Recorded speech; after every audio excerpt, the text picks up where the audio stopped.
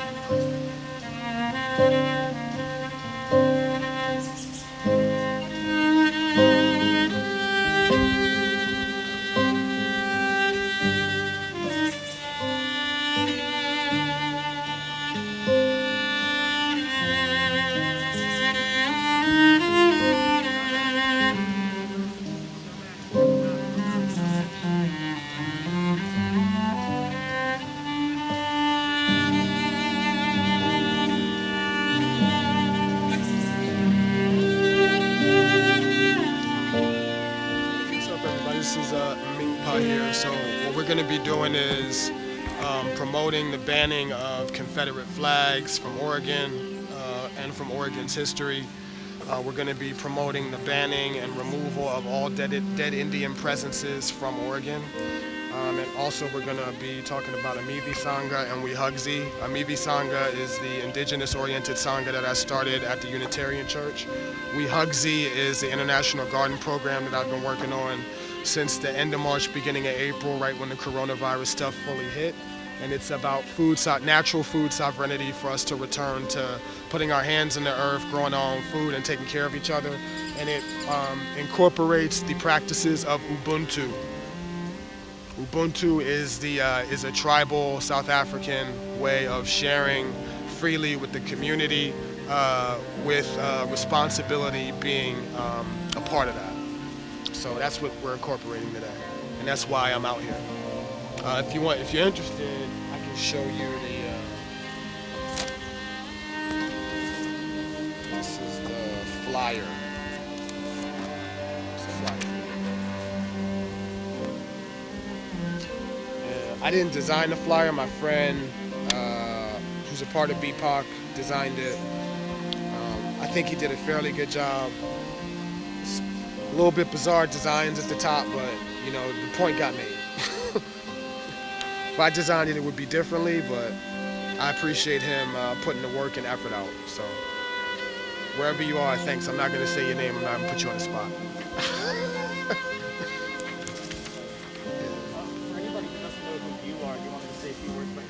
Yeah, I'm a Unsui, which is a traveling monk in the Zen tradition. I'm a Dhamma Orunmila Unsui, Dhamma meaning Dharma. I decided to be within realm of Dharma than to be confined from Buddha tradition or Tao tradition or any particular tradition, particularly Suzuki Roshi's teachings, which was the temple that I was studying under.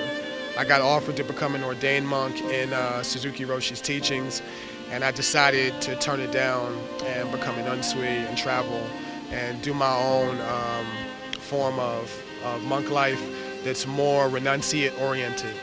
I got a blessing from Roshi Lou Hartman when he was still alive back at San Francisco Zen Center, as well as his wife, who's the first abbot of Zen to be a female in the United States, Blanche Hartman. And I was on scholarship with both of them in 2010 of April to become a part of the temple. Okay. Last question is kind of a curveball, but if you had something to say to somebody 100 years from now, July 4th, 2120, what would your message for those people be? Absolute healing is the true way to exist. Without absolute healing, we do not exist in the true form or true flow that we are capable of, and that we're meant to, and that we have a birthright to exist in. So without absolute healing or focus on absolute healing, you'll notice when people do not have that kind of drive, they tend to get caught up in large amounts of suffering and cause large amounts of suffering for people around them. So let's go into Dharma, let's go into Dhamma, and let's go into absolute healing. Namaste. I think my greatest hope 100 years from now is that the conversation will revolve around something different than the cyclical nature of human beings in conflict. Now, whether that could happen or not, I have no idea, right? I mean, it depends on how we continue to evolve. But so far, not so good on conflict. We continue to be in conflicts, foreign wars, conflicts in our own country. People continue to suffer oppression.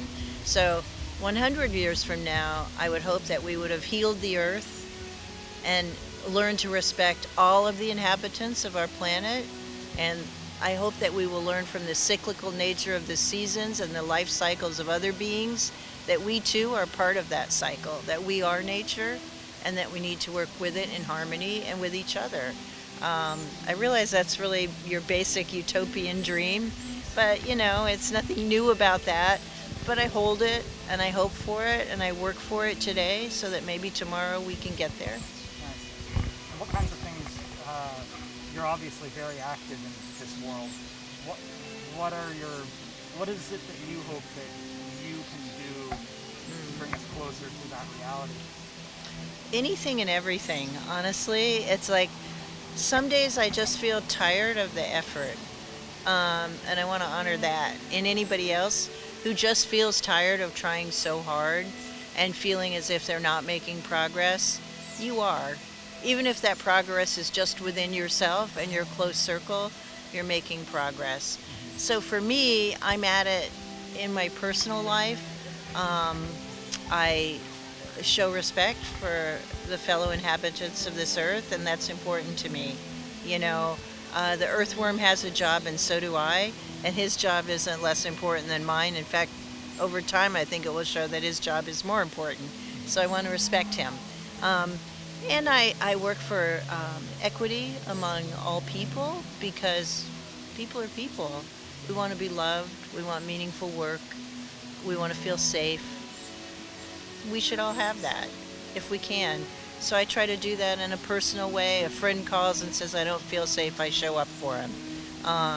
A group of people right now in the United States, and since the inception of the United States, people of color, Black, Indigenous people of color, have indeed not been safe. So I work in what way I can to create safety for those folks and stand in solidarity. The same for LGBTQIA people. It's like, we just need to quit all that, right? It's easy enough for me to say, though. I'm white, female, cisgender, straight. The whole system has been rigged in my favor to some degree, and I'm aware of it. I just want it to stop so much. This idea that if someone is not the same as me, they're somehow not right. I just don't believe that. I actually really do believe that we can learn from nature that diversity is actually health, that diversity is what keeps our species alive. And the more diversity we have, the better our genetics moving forward 100 years from now, right? So rather than like making it some kind of weird barrier, celebrate it. You know, really honestly, viva la différence, right? It's like we really do need that difference in order to thrive as a species. Other species seem to be in accordance with this, you know, so I want us to get a clue and do that too. And I'm working toward that. That's all I can do, and I'm blessed that I get to do it, right? I have the health to do it. I have the stamina to do it. I have the support of friends and family and community to do it. That makes me super fortunate, and I feel that, and I'm aware of that on this July 4th, where the breeze is blowing and the sky is blue and the grass is, you know, still moist, and there are creatures, large and small, roaming the planet right now, who I hope will roam the planet 100 years from now. So I'm aware of the good. And so you also, in one of your previous answers, you sort of acknowledged that we're in a bit of a painful pickle right now. Our society is in a major state of flux, and it's almost hard to even figure out what is right and wrong anymore, what is true. What do you think, if you have any ideas on this, what the way out of this state is, and how we can move forward into a new time of more unity and acceptance and just less pain altogether? Well, there's a saying for that. It's called standing together in flexible union. And I think the key words there are flexible and union. We're not going to get through this unless we're flexible about how we get through it. So there's that moment where you step back and accept the wisdom of others. There's that moment where you say, I don't know. I don't know how to do this, but I'm open to hearing what you have to say about that. There's that moment where you ask the question, you know, what do you need from me? How do you need me to show up for you? What can we do together to be in flexible union? I think until we get to that point of curiosity and flexibility and willingness, then the struggle is hard. When you finally are so tired and you're so struggling with change, you get to acceptance and you go, you know what, I don't know what tomorrow holds, but I'm open and curious to see what I can do to make it as good as I can for as many people as I can. So I think that's the piece. It's the flexibility and the desire for union. And ultimately, that's what every person ever born really wants. We're all just seeking union. And I think if we acknowledge that and don't let it make us feel weak, that's our strength as a species. Being able to work together is what has made us so successful. So working together in flexibility and accepting that just because you don't know, it doesn't mean anything bad about you. You just don't know. We're all beginning, we're all learning, we're all growing together. So to me, I realize that's it's a non-specific in terms of a tangibility. So then the question would be, how would one do that? How would one stand in flexible union? How would one learn to be curious? And I think step one is to just accept yourself, right? I know it sounds airy-fairy maybe, but literally just going, you know what, I'm all right. I'm all right. I come here, I breathe the same air as everyone else, and I do have a right to be here. Okay, I'm accepting of myself. How do I accept you? And then listen to what we're told, and then find our way forward. That's the best I can offer. That's what I've got right now. Tomorrow I may have a better answer. Great. Anything else you want to add to that, just to wrap it up? Thank you for doing what you do. Thank you for asking questions. Thank you for bringing people together through this work and allowing us to see each other as we really are, as the beautiful living beings that we are, and your openness to sharing that message. I want to thank you for that. Well, thank you, Julie Akins. See, what you're doing right now is is you have 3 folding tables, you have water, you have fruit, you're standing there, you're not doing anything else. Yeah. People come, they're curious, you talk to them, they leave. These guys are talking about Noam Chomsky and, you know, manufactured consent and the economy. I'm overhearing it. They're having a vital conversation. You're facilitating by holding this space, and that's all you need to do. There's nothing more needs to be done. Om Mani Padme Hum. Just all you need to do is hold the peace. I'm still there's 2 places that are like really important places for me. The temple, the inner part of the San Francisco Zen Center, where I used to do soji, in the front. When you walk up the steps and walk into the entrance, I would do soji there. And I liked doing soji, it was fun, you know? I just liked cleaning the place up and making it look nice. And then later on, like everybody walks on that and we go back and meditate, and I was just a part of the community, you know? And I have to remember that while I'm doing this kind of stuff. Well, so a metaphor for that, right, is what you and I talk about all the time. Do what's yours to do, not what's not. Yeah. So it's like if you clean the whole temple instead of just the windows, which is what you're assigned to do, then no one else can clean the rest of the temple, and then it disrespects their effort. So we just do what's ours to do, and nothing more. And it's hard because we're in a changing world and we have enthusiasm around wanting shit to be better. But sometimes it's just, nope, this is my thing to do, and that's all I'm doing. We also have to back each other up because we're not all in the same position. Like, I'm in positions of more advantage sometimes movement-wise, and sometimes you're in position of movement advantages that I'm not able to have. That's right. And we need to be able to respect that within each other, rather than try to reject each other because the other person has this kind of advantage or that kind of advantage. It's not about whether they have the advantage or not. It's about, are they abusing the advantage? If they're abusing the advantage, then we have a problem. If they're not abusing the advantage, there's no problem. You know? If every tribe, not only European people, but all the other tribes stopped abusing their advantages, because each one has different advantages. There's things that European people have and don't have. You know, I prefer being African. You know, as rough as it is sometimes, even today, I prefer being Native American. Till this day, I prefer being Cuban. I prefer being those.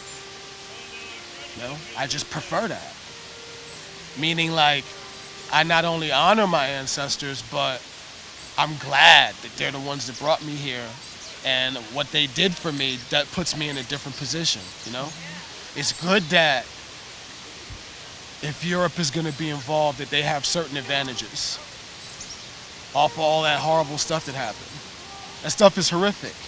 If somebody can use that as an advantage, can be wise enough to do that, that's great. That shows that our planet is so absolutely healing, so powerful, that even a tribe that got that corrupt can be in Dharma.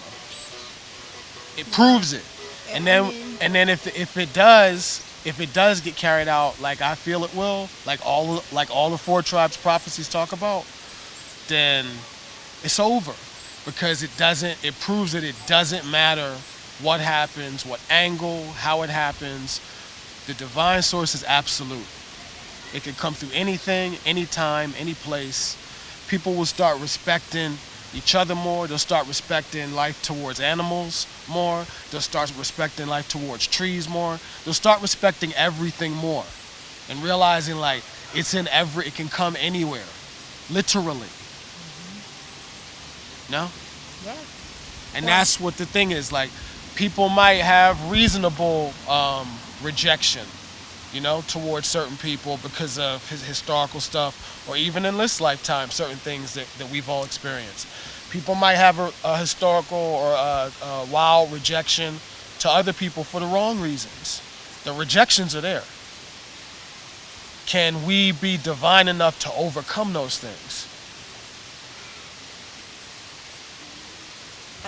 I feel hopeful that we can. We haven't done it yet. we're doing it though. Because I'm Okay. sitting here, you're sitting here, they're sitting here. We're having this conversation, and I'm doing this. And what is this, 2020? Like 50 years ago, I wouldn't have been able to do this. 50 years ago, I better be strapped to the teeth like I was going through a old part of North Philly or like a gang neighborhood in LA or whatever it is. I would need that. You know, and if I did not carry out my duty like Rambo, then I would suffer a fate worse than what I would suffer getting killed in the hood. It's true. It would not have even been, it would have been super, like, I care about you. So 50 years ago, I would not have been able to sit here and talk to you in a public place because it would have caused harm to come to you. Yeah. I would have had to, like, you know, meet you somewhere and have like a super secret conversation. So, And yeah. then you're a woman, so they'd be like, here. It'd be like a big deal where, you know, just even being your friend could get you killed. You better say that he ago. tried to rape you. You better say it. You better say it in front of the news journalists. You better say it. It was a You know? crazy time. And you're right, at least, I mean, we do have to see where we've come. At least we have that. But I still, you know, and we all know we still have miles to go. Yeah. But at least we're talking about this in a new kind of way. I mean, what happened to George Floyd and Elijah, and the list goes on and on and on and on, and Breonna, we still don't have justice for these folks. What's happening right now? People who are being incarcerated for no good reason because of the color of their skin. Still happening, still today. There are people still rotting in jail for having an ounce of marijuana who are people of color. Yeah. Right? Today.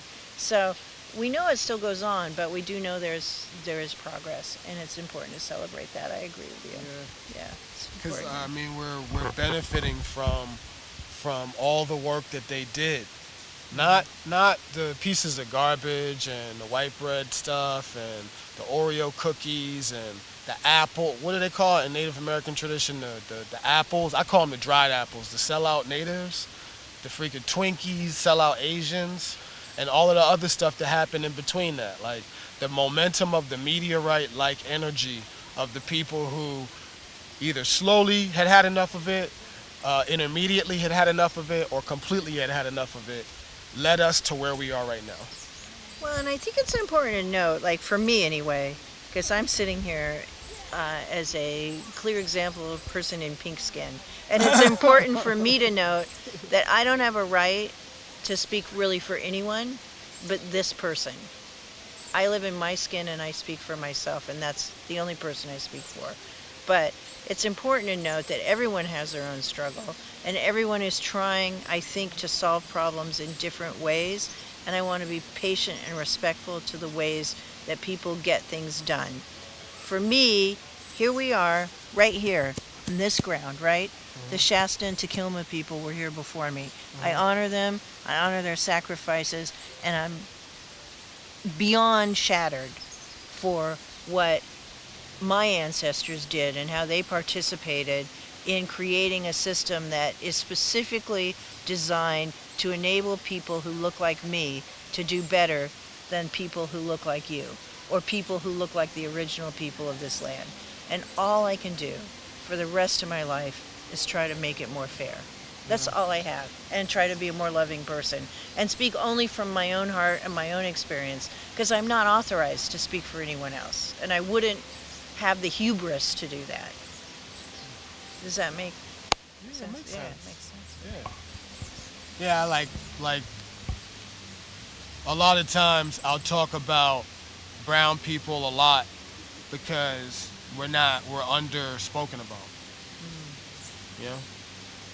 Like there's stuff that there's the conversation you have amongst everybody else that's not European, and then there's the conversation you have when Europeans are in the room. And I've seen that. That's what I grew up around in Philly and in the East Coast, New York, DC, Maryland, and all that. Like that's what I was around. Everybody, there was a non-European convo and a European convo. I could talk the same way in wavelength. I could talk the same way around everybody else except European people. Maybe sometimes Jewish people would have that certain kind of vibration, because I know there's a lot of weird stuff going around about Jewish people, but the Jewish people I grew up around were really cool people and were really grassroots. So like they would have kind of some of that. You'd feel like a Latino, Greek, kind of like boom. And when we feel that from people, we can kick it with them. When we don't feel that, you know, and most of that comes from European people. You cannot feel the root. You're rooted, and you're willing to change this, and you're here with us on this planet. What do European people, in your opinion, need to do to make it so you don't have to have two different conversations? Root to the planet. Stop abandoning not only the planet, stop abandoning the community. Stop abandoning your wife. Stop abandoning your husband. Stop abandoning your children. We can feel that. I can articulate it, but like everybody else feels it and they're like furious about it. So I want to make sure I hear you correctly.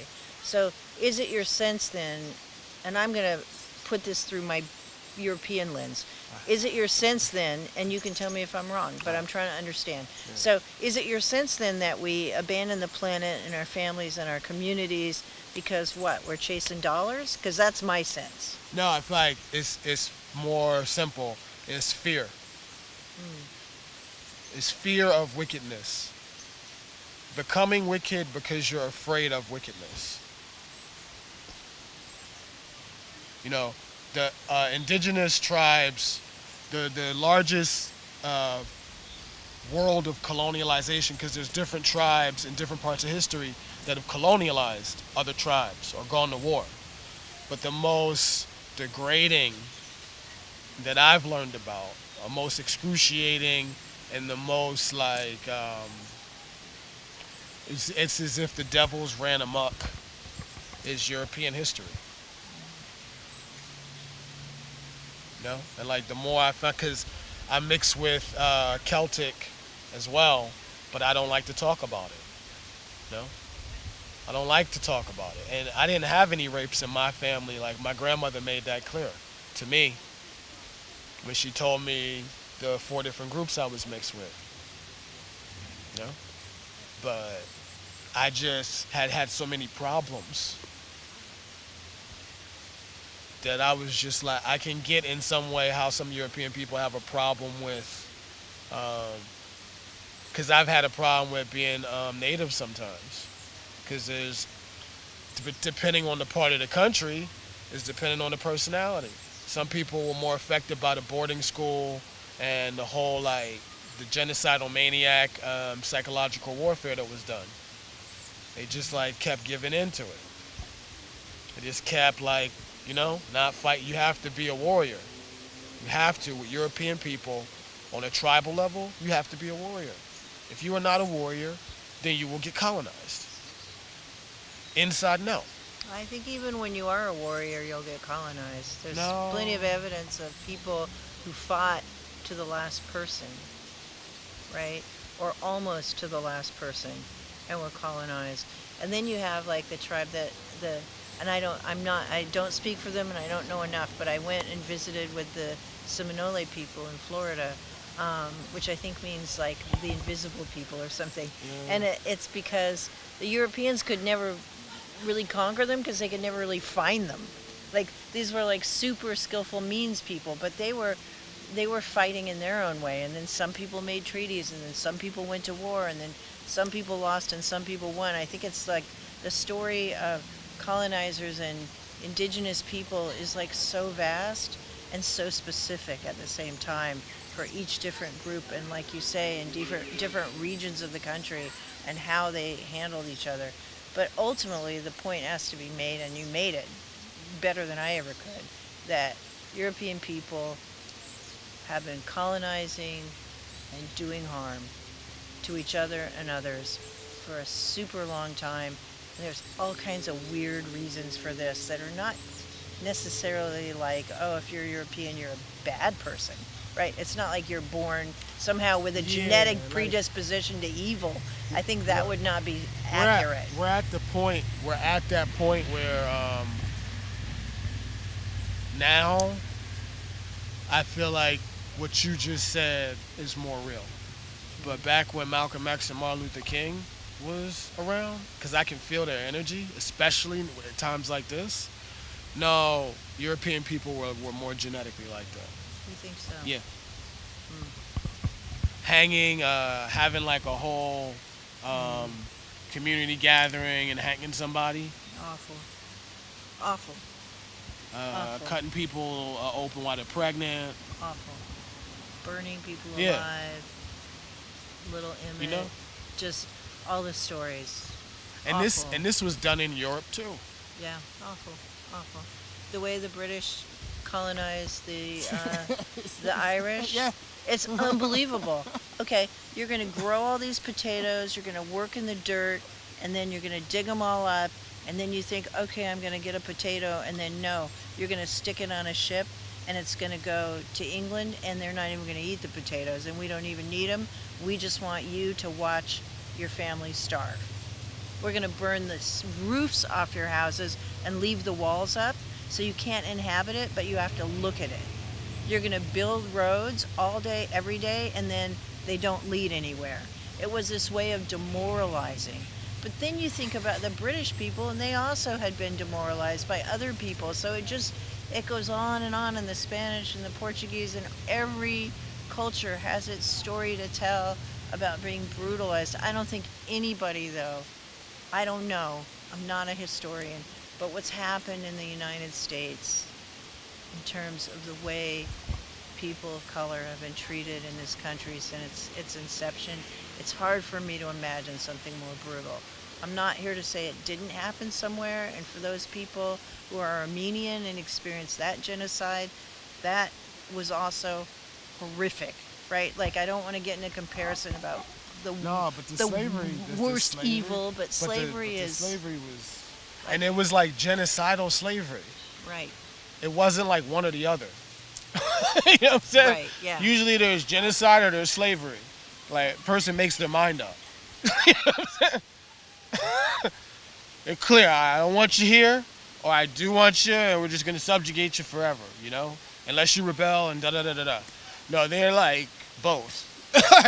I want to kill you, I want to use you. I want to kill you, I want to use you and kill you and use you and kill you and use you and kill you, use, kill. It's like... And your children. We guys just... and your sister. Yeah. And your husband. And your grandmother.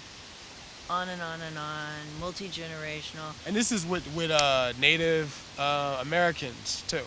Yeah. Africans and Native Americans. I saw a picture. It was just a picture. And I don't even know. I think it was a painting. And it was a boarding school. And then outside of the boarding school, there were these teepees set up. And it described the scene as these were the families of the children who were stolen and put in the boarding school. And they just like lived outside of the boarding school. So if there was any possibility for the children in the school to ever like look through a crack in the big wall, they could see that their family was out there still thinking of them. It just made me weep. Like the stuff that's happened, and I don't know how you can't ever make it right. All you can do is try. Well, we can, we don't have to recreate it. I mean, we already have so many examples. Like, most people have there's mixed relationships in like vast parts of the world now. We all are aware that we can come together. Can we come together respectfully?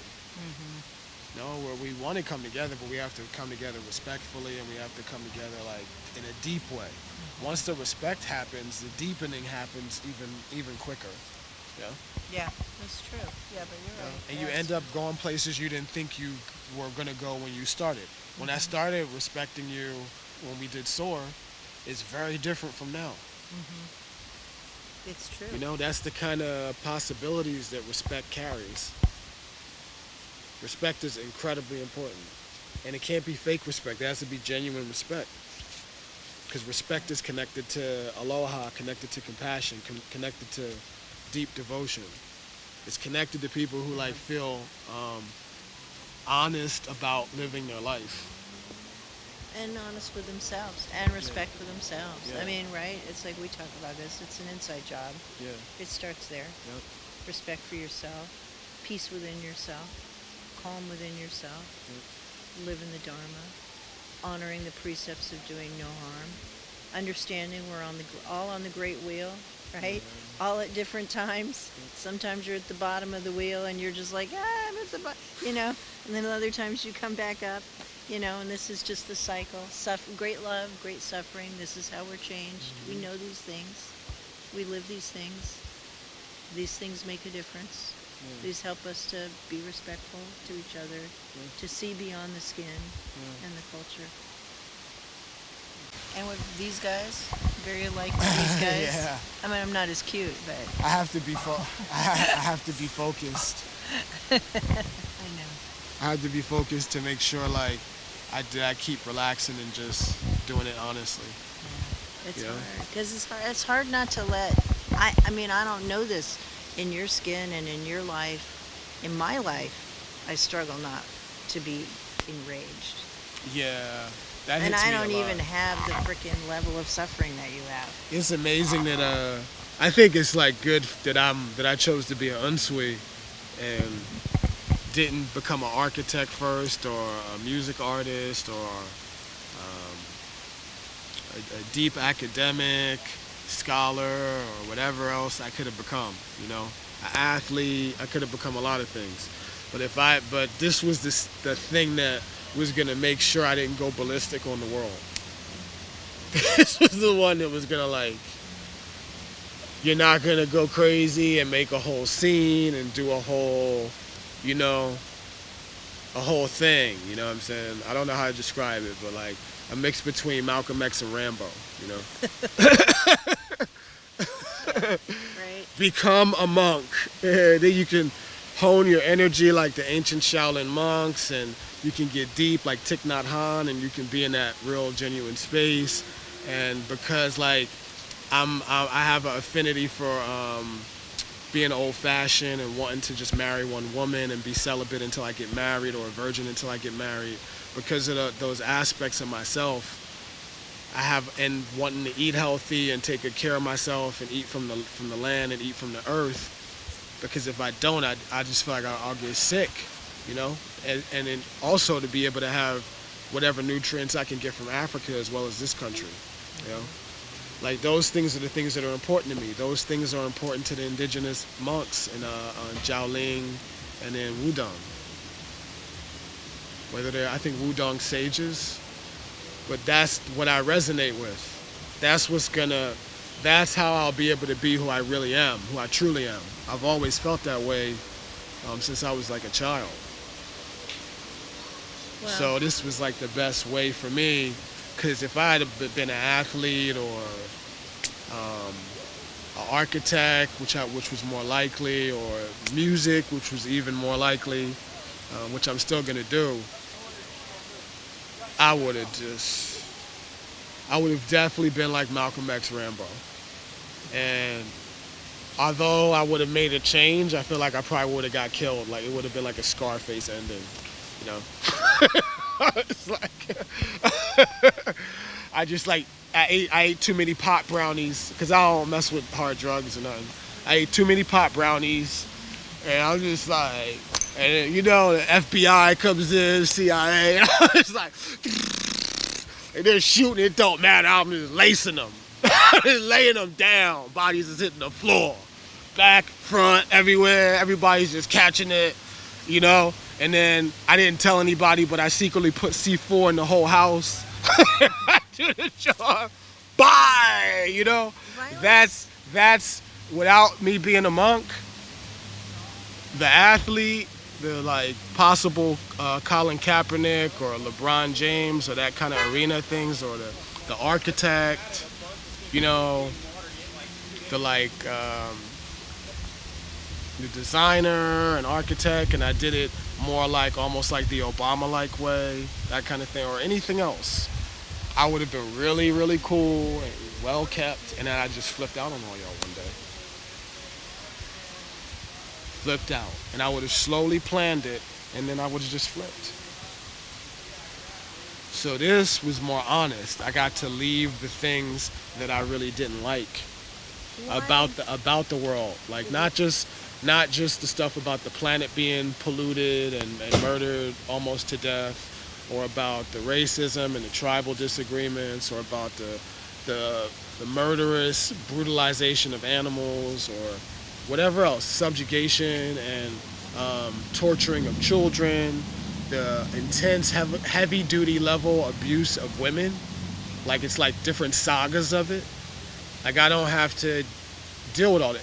And also the circumcision of men, they're protecting the women. That's really important. They're not protecting men from that. We're getting traumatized by stuff like that. Just all these things. Like I would have just flipped.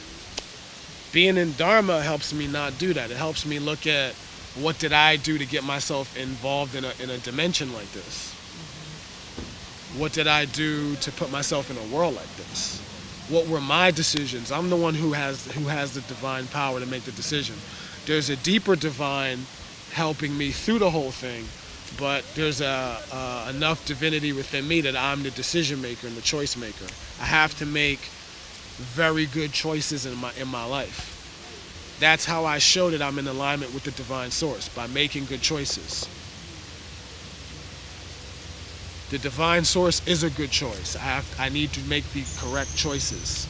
If not, I will be unskillful, and I will lead myself to a path of suffering. Well, and you've suffered some already, and you've learned, and that's how we do it. We suffer and we learn. I remember, I'm not going to go too into it because I know people are at different levels of awareness about reincarnation, and if you haven't experienced remembering, it is better to not admit that it exists so much. Just be open to being possible, but you definitely should not act like you know what it is if you haven't experienced it. But because I've experienced it, before turning 20, I experienced it, and I've been experiencing it since then.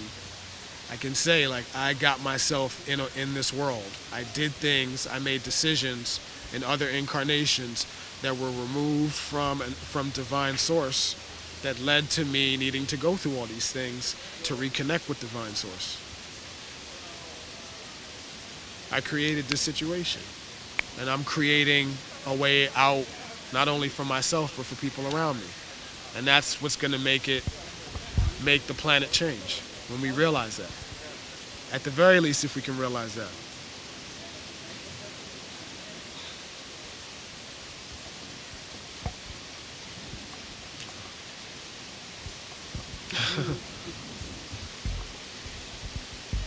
Yeah.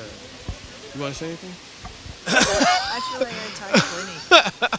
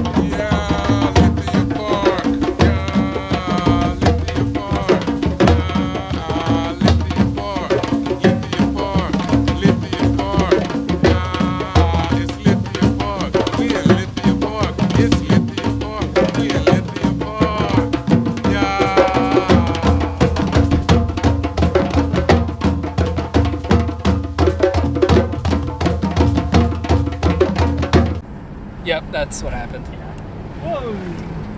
Yeah, I do my best to follow all the precepts that I live by, the 5 Buddha precepts, the 4 Toltec wisdoms, the 4 noble truths.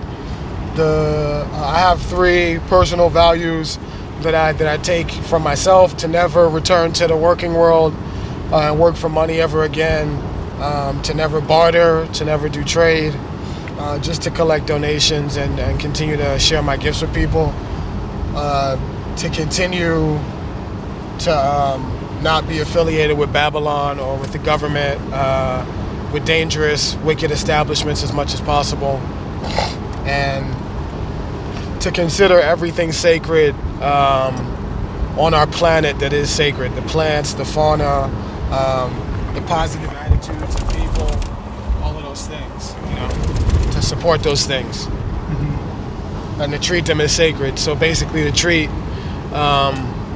divinity within other people like the same way I would treat an infant baby. Speaking of American flags, Tripp, check that out. I know, right? That's the truck that. Would you make a UE actually? Yes.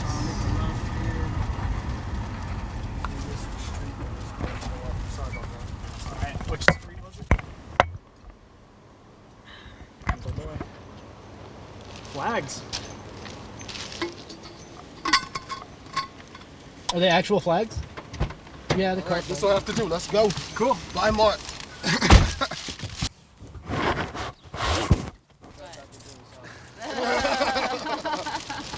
That Indian road smells like shit too. So. Scent matches. You know, I'm just passing through town, and I went to a march the other day, told me to come here, so I'm here. Black Lives Matter, fuck cops. That's all I really gotta say. And why the fuck do we have a road named Dead Indian Road? That's fucked up. So one question I've been asking this of people throughout the day is, if you have a message for people 100 years from now, July 4th, 2120, what would you say to them, or what would you hope for their world to be like? Well, I hope y'all haven't grown gills from the pollution, but not all of us wanted this. There are people out there who tried to stop it. Don't think that everybody wanted this. Anything else you'd like to add? That's it. Cool. Thank you so much.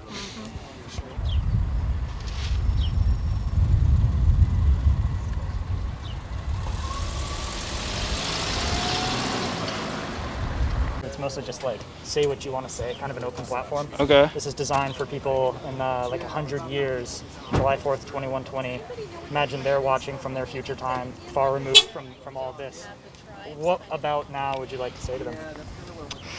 Well, I think we're at a turning point that should have happened a long time ago, and we had the opportunity to make it happen a long time ago. And I know that I myself have known about these problems and not really made any sort of action to address them until now.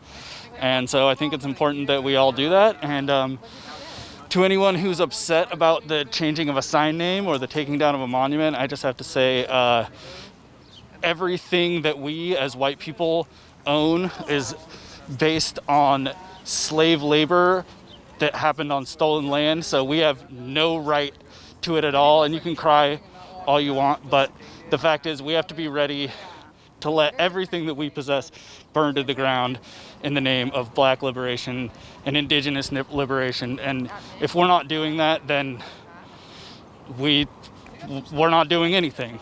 We're not doing anything worth doing. So what do you hope the world looks like in 2120?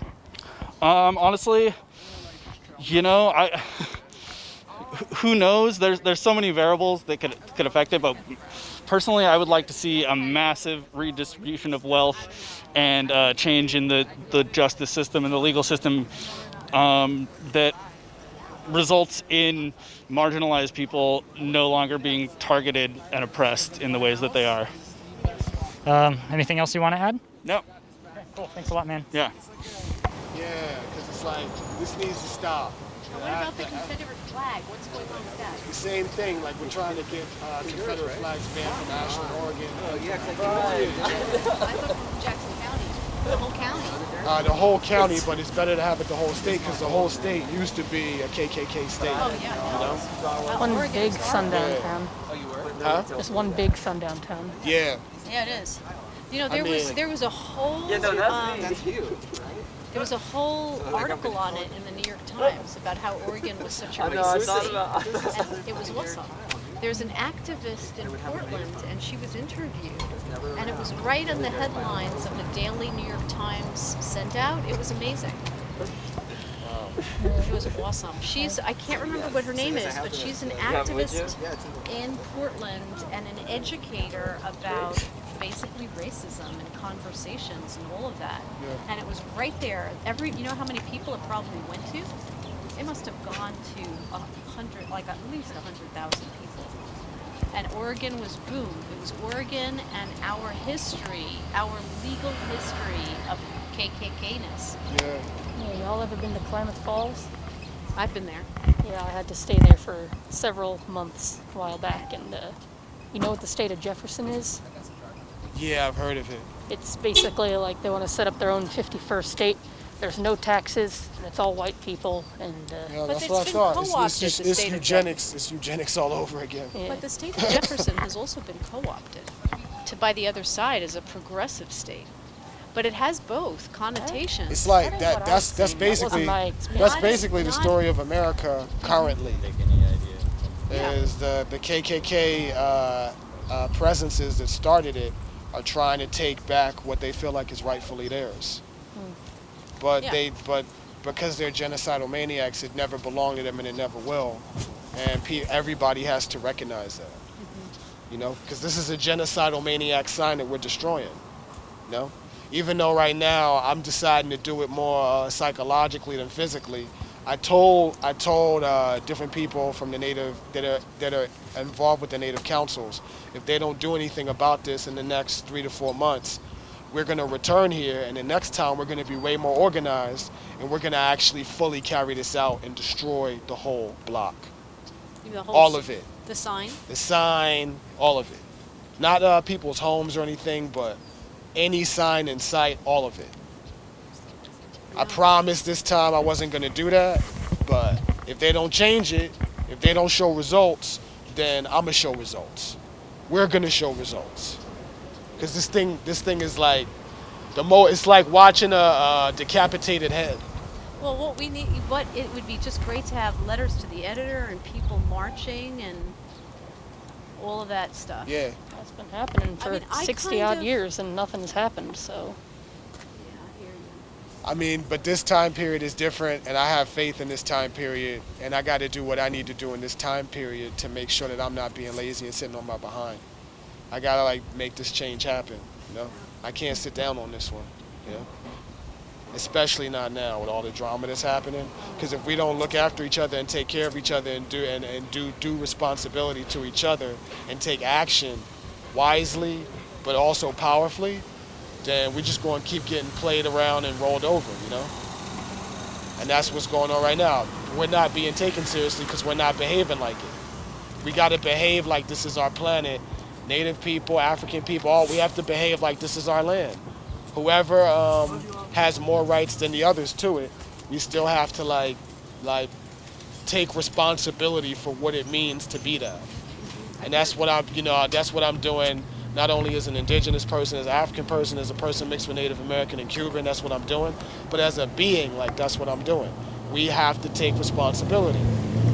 You cannot ask the villain to help you. You cannot play their game and think that it's gonna work. They're the villain. They're playing a particular role for whatever dysfunctional reasons, and you gotta beat the living daylights out of them and walk over them sometimes. Otherwise, they don't get the point.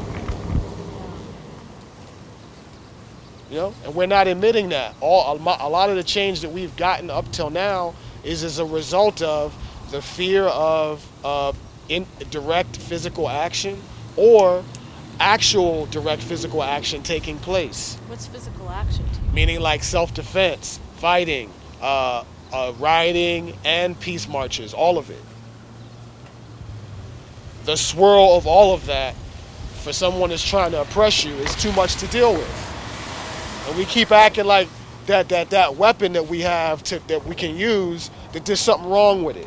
There's nothing wrong with it. Use it to get things done, and as you're doing that, develop stronger and better ways to do things. I've heard it said that this country values money and property more than people. So if you have a protest and it destroys property, then they listen. Yep. If people are getting shot in the streets, they don't give a fuck. But you break one Starbucks window and all of a goddamn sudden what are we doing over here? What's this anarchist nonsense? And quick, call the National Guard, and then people are paying attention. Yep.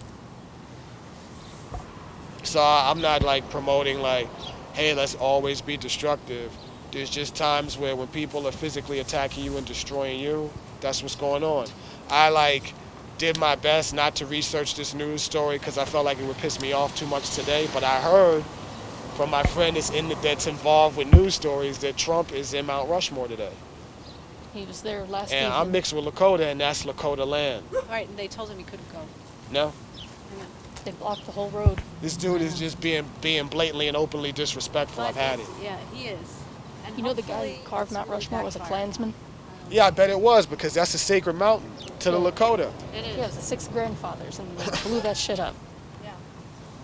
I know. It's the same thing with this sign. It's the same thing.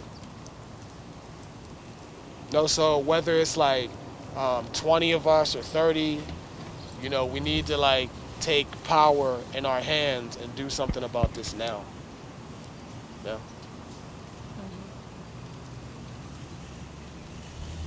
I hear you. Whatever we're able to do, like if they want to play that game, cool. I'll give them like a few months to do that with them. Tangle with them and see where you get. If you get somewhere, I congratulate you. If you don't, we're destroying it. Period. But if you, And that's it. That's what's waiting for that road. it would be really nice to have a huge group of people when that happens. Yeah, Not just have a little group of people, get a lot of people. yeah, And publicize it really well. yeah. People in Portland come down. Those motherfuckers in Portland are wild. Because that way the whole responsibility is diffused. Yeah. Because it's not worth, I might even get people from different parts of the country to come up here. yeah. Yeah. And we'll use this Get video. a big- We'll yeah. use this video as a way to get people from other countries to come up here and do something about it too. Yeah. You know? Not only other countries, but people from other like parts of this country. You wanna march or you wanna drive?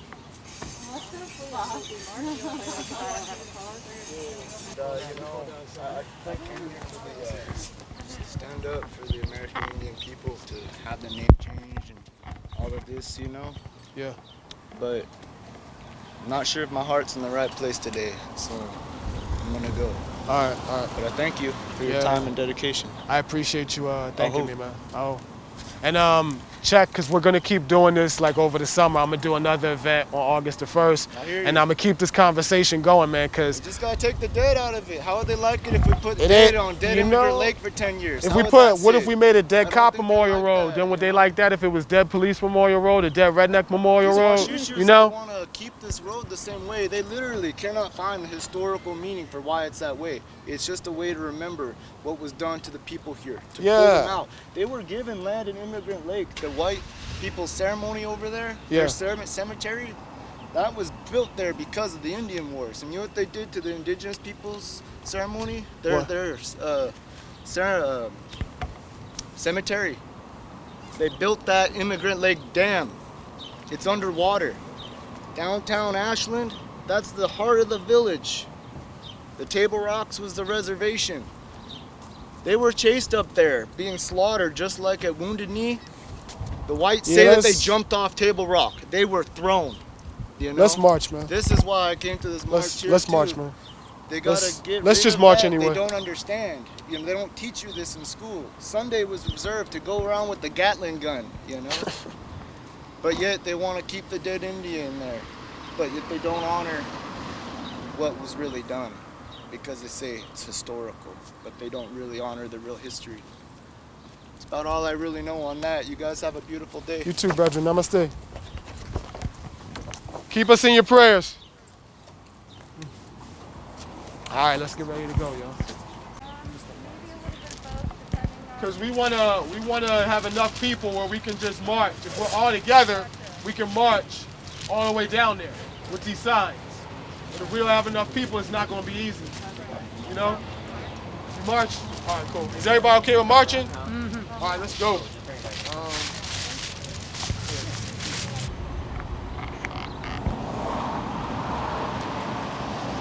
No Trump, no KKK, no fascist USA. No Trump, no KKK, no fascist USA. No Trump, no KKK, no fascist USA. No Trump, no KKK, no fascist USA. No Trump, no KKK, no fascist USA. No Trump, no KKK, no fascist USA. No Trump, no KKK, no fascist USA. No Trump. No KKK, no KKK, no fascist USA. No Trump. Oh, would you want to do an interview while we walk? No fascist USA. Yeah, sure. All right. So it's not really an interview, it's mostly just an open platform. It's kind of whatever message you have. Sort of imagine that somebody 100 years from now is watching this video. What would you like to say to them, or what would you like to share with them about what you believe, what you feel, and what you think is going on right now? Well, 100 years from now, I sure hope that this street name is just forgotten completely. We got to start with what we have in our own neighborhood. We have to destroy all the symbols of white supremacy wherever we live. It's our duty to take care of that. If you don't start stamping it out now, with these fascists making their headway in this country right now, who's to say they're not going to start naming all the streets, you know, racist, hateful, whatever, you know, they want to put on it. You know, they force us to be racist. Every time we give directions to somebody to go down Dead Indian Memorial Highway, they're forcing us to be racist. They're forcing us to use hate language. And I just don't accept that. And I can't believe that this community has not done anything in the last 150 years since this street has existed. And going through the political process and working through the city supervisors, county supervisors, it's not working. Obviously, they support white supremacy symbols too, if they're not doing anything. I totally respect the people that are going through the safe political process of talking to our elected representatives, but sometimes you got to put a fire underneath their butts, and that's what this is about. So, you know, we're helping them out. Well, they want to be upset about it, like they feel like we're taking the credit for it. That's not what it's about. We're just doing our civic duty. This is your absolute civic duty. This is despicable that all of Ashland isn't out here right now. It's disgusting. You know, they make us feel marginalized, like we're the fucked up ones. I mean, they're messed up that they're not out here. And I think everybody is, I don't know what's going on with the psychology in this town right now. Like their white guilt has handicapped them. They can't do anything. But it's racist in itself to allow yourself to be crippled. The white guilt. You need to get out here. You need to shut this shit down. There's no option. I don't want to have to say that name anymore. And that's the thing we're doing today. We're getting rid of that name. We're gonna wait for the elders, the natives, to change the name. But in the meantime, we are gonna call that street No Name. No name. No longer do we have to say so-called Dead Indian Memorial Road. It's over. And if people want to continue participating and using that and not join us, well, then they're just showing their true, you know, allegiance to the white supremacy that this town has prospered off of. This is all native land. It's all stolen land. This is white property. You know, I think that they really fundamentally don't want to see things change because they're prospering. This is a wealthy town. Yeah, they benefit, they prosper off of genocide. All the resources that come from other countries, it's ecocide, wiping out of indigenous peoples, whether it's in the Amazon, anywhere in the world. But we have it happening right here, something that honors and glorifies genocide. You know, so it's got to end. So we didn't recognize what your flag is. Could you explain the flag? This is an anarchist flag. This is an expression of fighting for a different world where we don't have hierarchy, where we don't have authoritarians making the decisions for us. A world without cops, a world without prisons, a world where people make decisions collectively together. And that's the world I'm fighting for. That's the world I believe in. You know, we saw a glimpse of it recently in Seattle. And, you know, it's been happening for about 7 years in northern Syria, in Rojava. People are making decisions collectively. They're working together. They're destroying hierarchy. They're destroying patriarchy. And they're creating the world that they want to live in, that they want to raise their children in. And they certainly aren't naming their streets Dead Indian Memorial Road. It's not what an anarchist society does. It's an affirmation of life, not an affirmation of hatred. So. Anything else you want to add? That's good. Cool. Thanks a lot, man. Yeah, thank you. Thanks, buddy. No Trump, no KKK, no fascist USA. No Trump, no KKK, no fascist USA. KKK, no fascist USA. No Trump, no KKK, no fascist USA. No Trump. Join us! How do you house it? Into the streets! KKK, no fascist USA! Whose streets? Our streets! Whose streets? Our streets! Whose streets? Our streets! Whose streets? Our streets! Whose streets? Our streets! Whose streets? Our streets! Whose streets? Our streets! Whose streets? Our streets! Whose streets? Our streets! Whose streets? Our streets! Whose streets? Our streets! Whose streets? Our streets! No Trump, no KKK, no fascist USA. No Trump, no KKK, no fascist USA. No Trump, no KKK, no fascist USA. No Trump, no KKK, no fascist USA. No Trump, no KKK, no fascist USA. No Trump.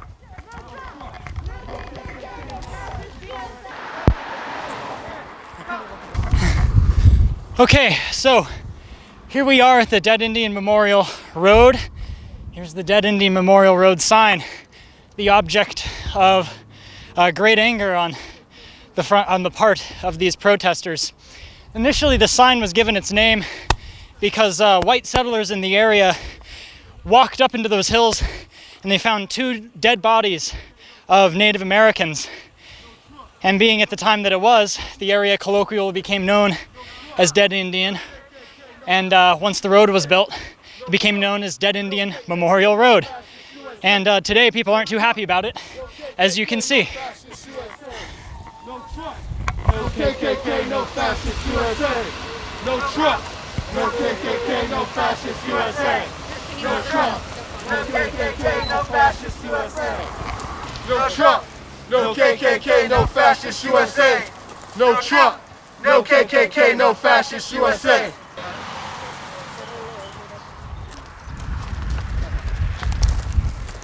We're gonna put, it says Dead Indian Memorial Road. We're gonna put the no name on it so that it represents no name at all until it's renamed.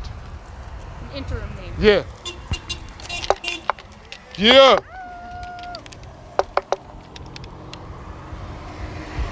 No Trump, no KKK, no fascist USA. No Trump, no KKK, no fascist USA. No Trump, no KKK, no fascist USA. No Trump, no KKK, no fascist USA. No Trump, no KKK, no fascist USA. He was talking about getting it's not entirely up to Mmingpha. So, all right. What we're doing today is we're not changing the name. We're not changing the name. The natives are working on a name change. Okay, we're gonna honor that. But at the same time, we need to stop saying that Dead Indian Memorial Road. We need to erase that from our vocabulary. So what we're doing today is just putting up a sign that's gonna say no name. It's just not gonna have a name. And if people want to keep on saying Dead Indian Memorial Road, we need to check them as a community. because we need to erase that from our vocabulary. Saying that is forcing us to be racist. Putting that sign here and making us direct people to go up this road forces us to be racist, and it reinforces white supremacy. So if we can't get them to directly change the name, then we can change the name ourselves. And if the natives can come up with a name, then we can put that up there to replace what we're putting up today. And I hope that name comes fast, because it's good to have a name for a street.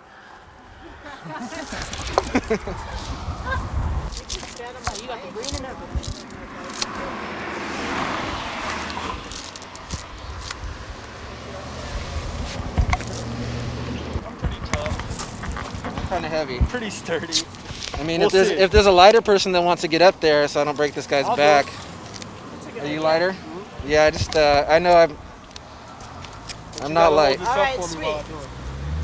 Okay. Yep. All right. Here you go. There's 2 signs for both sides. But yeah, hold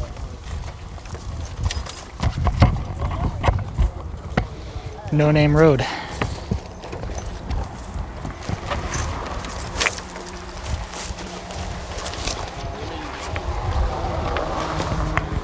I got duct tape ready for you. You want to put it on now?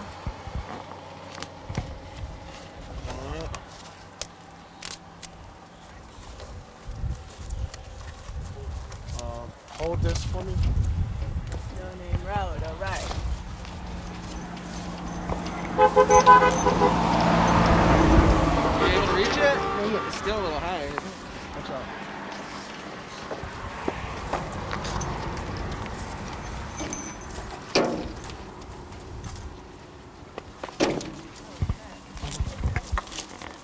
Yeah, give him some support, man. You're gonna need. Oh, Okay, come oh down. yeah. You coming down? Good. Yeah. Yeah, there we go. There you go. Give me the other side? Yeah, you want some more duct tape for the bottom though? Yeah.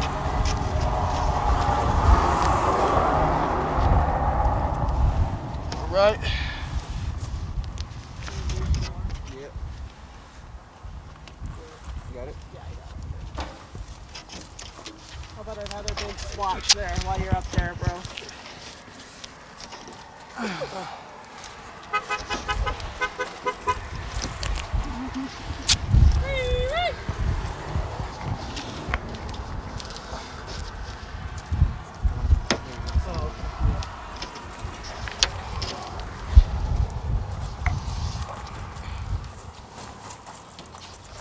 Cool, I got it. You got it, man. What's this other sign? Oh, the other side. Yeah.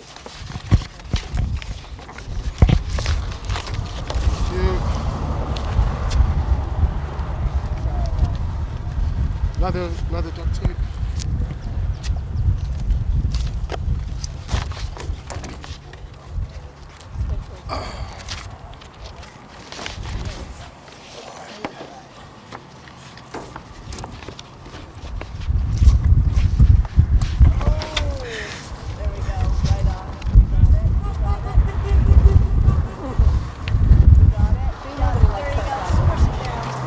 Swivel me over here.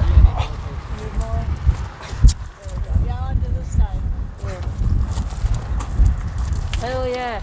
I believe in y'all.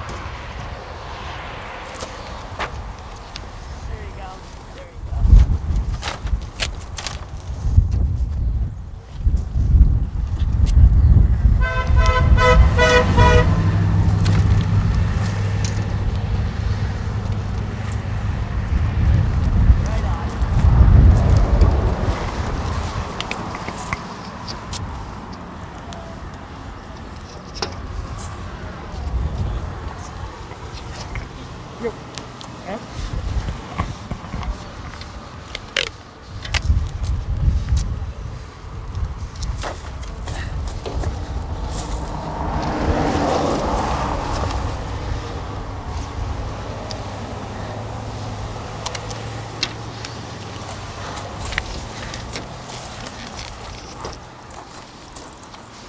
good. Looking good. All right. Go out front. All right. Good job. Right on. Yeah, there you go.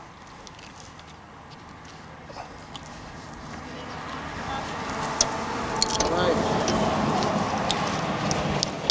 Hold me down slow. Oh, no. Hang on, Mmingpha, your shirt is... Thanks, man. Yeah, you're welcome. Good teamwork, guys. Yeah.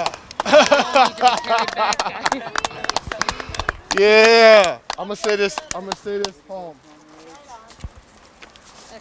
My poem got. Where's the loudspeaker at? Cool.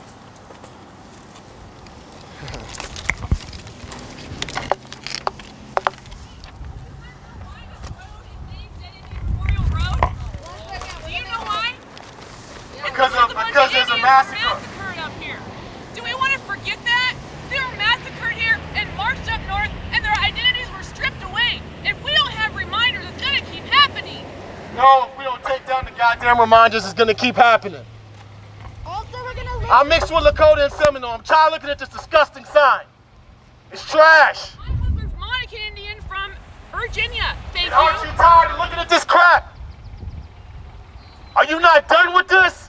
Being disrespected to your face every time you drive down the street? You don't feel any kind of festivity about that? You don't feel like you're being disrespected? You should. Why are you going to tell someone how they should feel?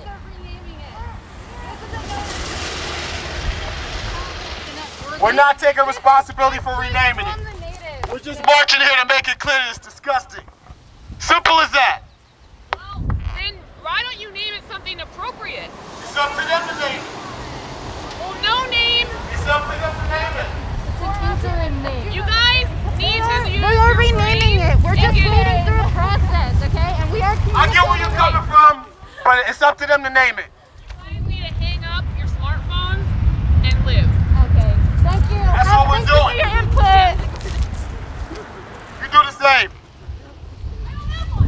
I don't have one. Anyway, I'm gonna say this poem now.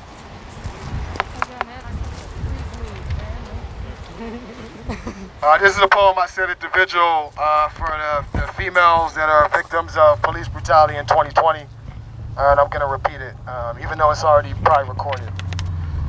It's coming to an end. When ignorance, rape, and brutality become a chaotic trend, it is time for me to declare it is coming to an end. There is no hesitation to me you can send. While you're all waiting around, willing to bend. I'm Cuban, Lakota, and Seminole with an African blend. I have no more room for your Shakespeare life of playing pretend. I will not watch genocidal disrespect of brown women and brown men. Nothing direct is being done in the now and was never done up until then. No matter how many decades went by while they smile and act like your friend, it's been repeated before. However, from now on, it will never be repeated again. Apocalypse is today. This is the way it will mend. I will destroy white supremacy, as well as we will destroy white supremacy. It is coming to an end. Namaste. Let's burn those flags and then march back.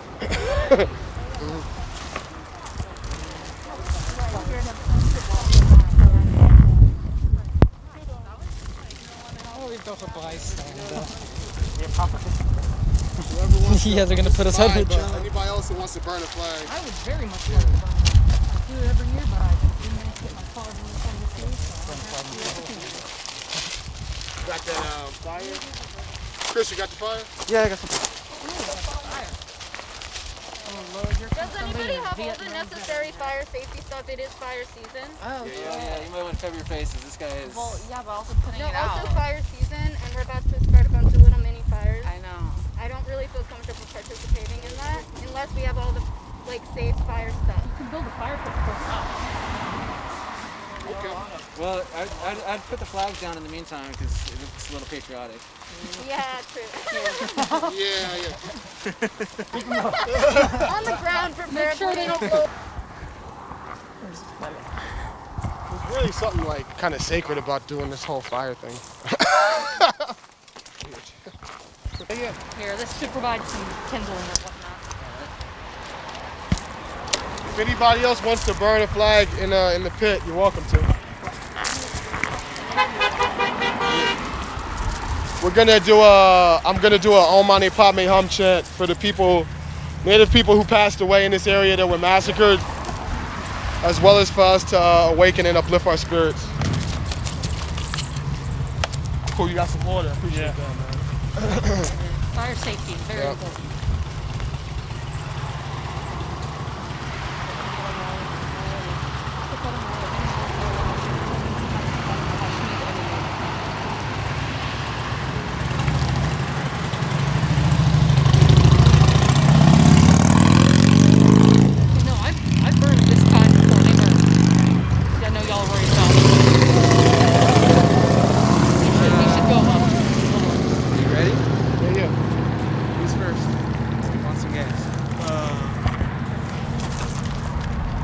First.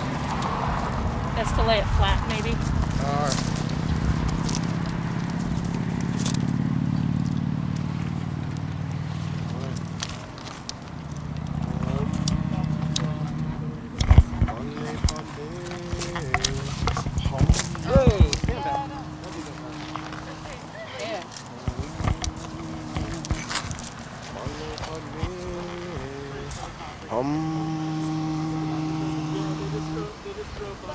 Anybody else want to?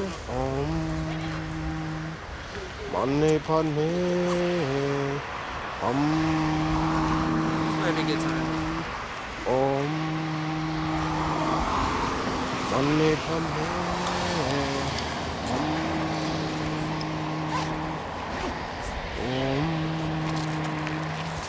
Money, Padme.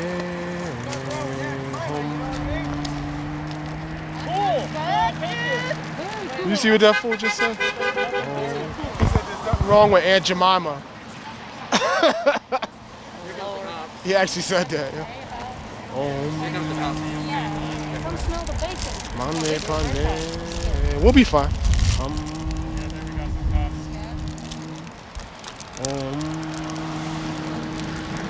Monday, Monday. Anybody else want to burn this? Or?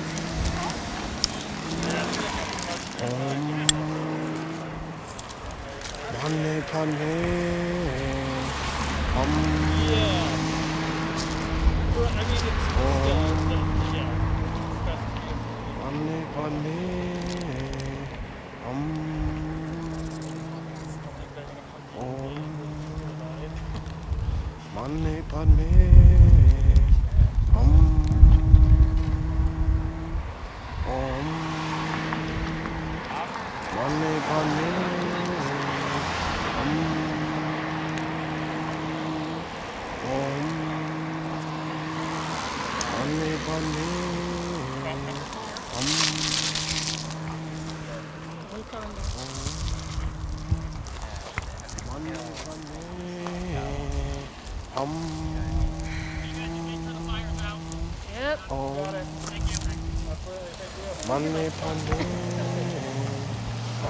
For those who couldn't hear, the police just drove by and just said, please make sure the fire gets put out when you're done.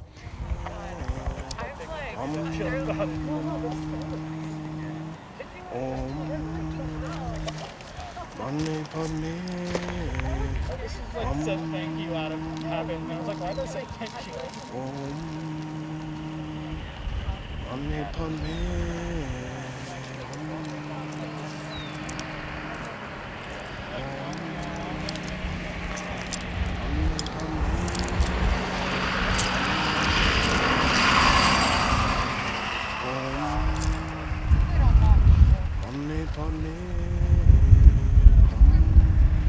Is there a fifth one? I put it in. Okay. Oh, there's one in here. Yeah. This will be the last one. Anybody want to do it or?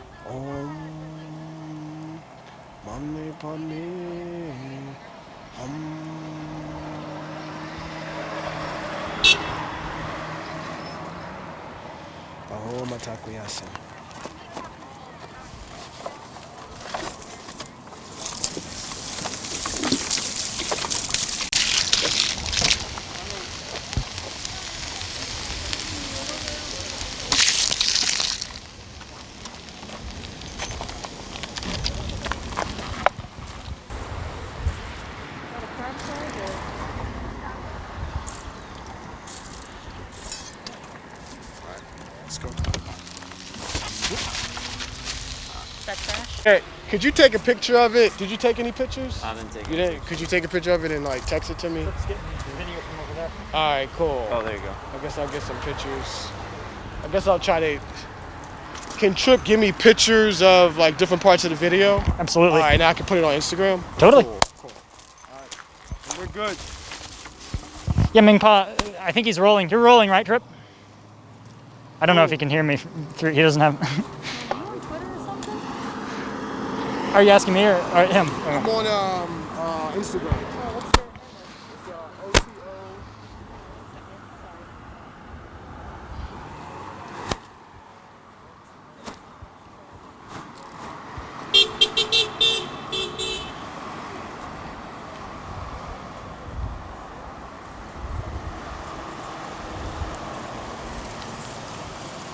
No Trump, no KKK, no fascist USA. No Trump, no KKK, no fascist USA. No Trump, no KKK, no fascist USA. No Trump, no KKK, no fascist USA. No Trump, no KKK, no fascist USA. No Trump, no KKK, no fascist USA. No Trump, no KKK, no fascist USA. No Trump, KKK, no fascist USA. No Trump, no KKK, no fascist USA. No Trump, no KKK, no fascist USA. No Trump, no KKK, no fascist USA. No Trump, no KKK, no fascist USA. No Trump, no KKK, no fascist USA. No Trump, no KKK, no fascist USA. No Trump, no KKK, no fascist USA. No Trump, no KKK, no fascist USA. No Trump, no KKK, no fascist USA. No Trump, no KKK, no fascist USA. No Trump, no KKK, no fascist USA. No Trump, no KKK, no fascist USA. No Trump, no KKK, no fascist USA. No Trump, no KKK, no fascist USA. No Trump, no KKK, no fascist USA. No Trump, no KKK, no fascist USA. No Trump, no KKK, no fascist USA. No Trump, no KKK, no fascist USA. No Trump, no KKK, no fascist USA. No Trump, no KKK, no fascist USA. No Trump, no KKK, no fascist USA. No Trump, no KKK, no fascist USA. No Trump. No Trump, no KKK, no fascist USA. No Trump, no KKK, no fascist USA. No Trump, No Trump, no KKK. no Trump, no KKK, no fascist USA. I was like, damn, that guy's got a loud fucking No KKK, no fascist USA. Yes. How you feeling, Mmingpha? I'm feeling good. We did it. There was no shootouts. You know, everything worked out. Brother got a lot to be happy about, you know? Ducking shootouts my whole life, you know what I'm saying? Just like, no. You know, a couple times I had the gat on me and everything. Like, all right, do I have to? Okay, I don't got to do it. All right. You know? It's crazy, man. I'm glad we're here. We're safe. We made it. We did the ceremony. We didn't change the name, but we made it an interim name. We made things clear. A lot of people saw us, for better or for worse. Most people liked us. You know, a few people didn't. But that's what it's about, you know. So I'm happy. I'm glad. You know, I can relax now and go home. I made sure that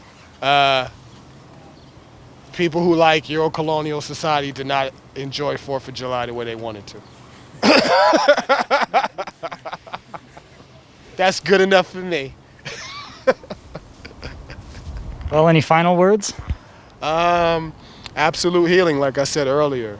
Absolute healing and whatever needs to be done to make the absolute healing happen. It takes healing paths to lead to absolute healing. So as long as we're approaching our life in a healing way, we'll be fine, you know? Which is why I'm giving them time to change the road sign. It's up to them. You know, I learned a lot from doing this, and I'm gonna organize a lot more thoroughly from here on out so that the next time when we march, we'll be able to destroy it with no problem if they don't get it done like they said they're gonna get it done. And that's flat out simple. You know? So that's my last words. Namaste. Cool. Thanks for letting us spend the day with you, Mmingpha. Yeah, I appreciate it, man. To get to this point, you know how much happened? All history. Oh my goodness, man. It was like a prelude to what's that movie, The Walking Dead? It was like a prelude. Now you just all right, y'all are out of y'all mind. Was there any like?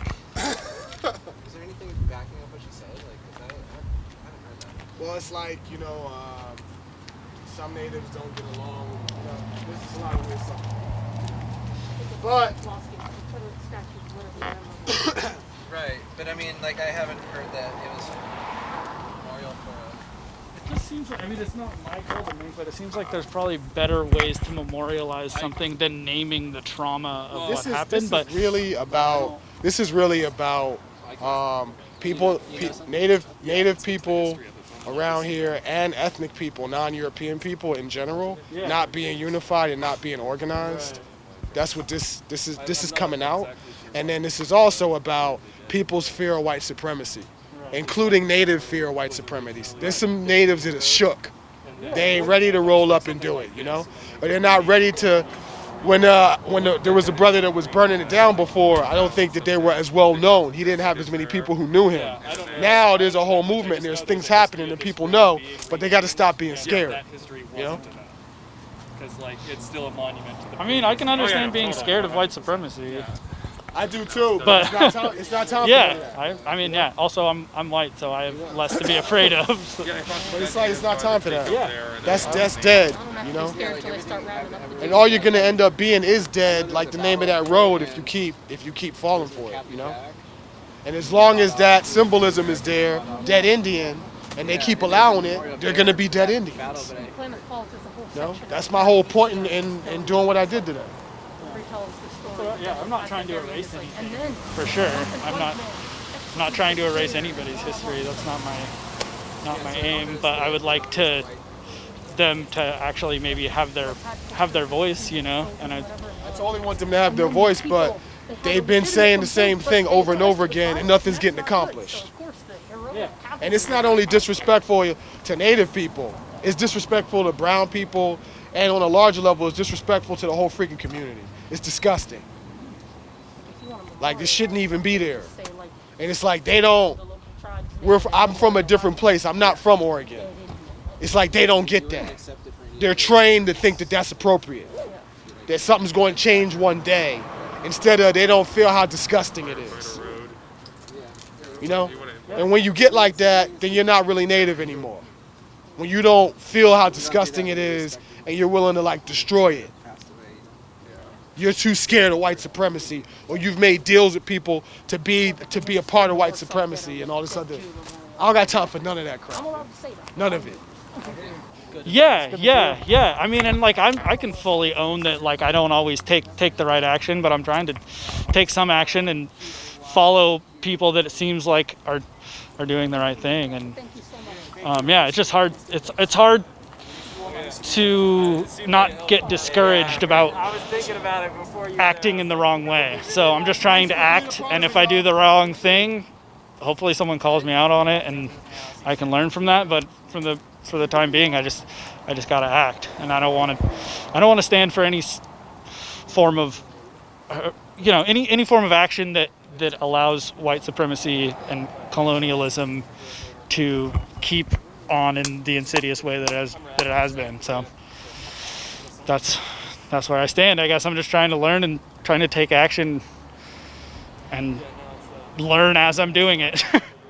So yeah.